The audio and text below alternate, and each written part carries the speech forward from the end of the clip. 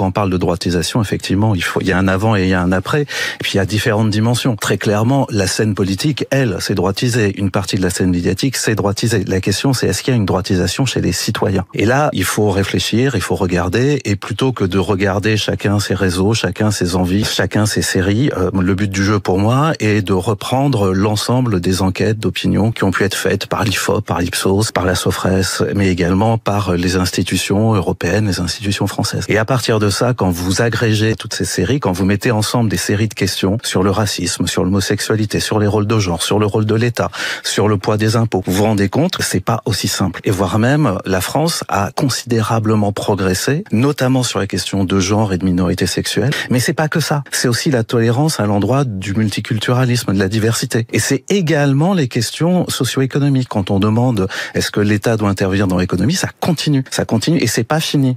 Ce très cher sociologue Vincent Tiberge, sûrement socialiste, a visiblement oublié les résultats des élections législatives et européennes de 2024, où la droite représente plus de 40% des suffrages, avec tout de même 12 millions de Français ayant voté pour le Rassemblement national ou les Républicains. D'après ce que j'ai compris de son intervention, quelqu'un de droite n'aurait pas de valeur sociale et les électeurs de droite seraient de vilains petits tyrans et dictateurs. J'ai peut-être fait un gros raccourci, mais voilà le résumé de sa pensée. Il y a un point sur lequel il n'a pas tort, les recommandations des algorithmes ou des médias TV qui nous enferment dans la même pensée politique. Enfin, il affirme que la France a progressé sur les questions de genre et des minorités sexuelles, alors que pendant plus de 30 ans, nous avons eu 3 mandats sur 5 présidés par des présidents de droite, à savoir l'UMP.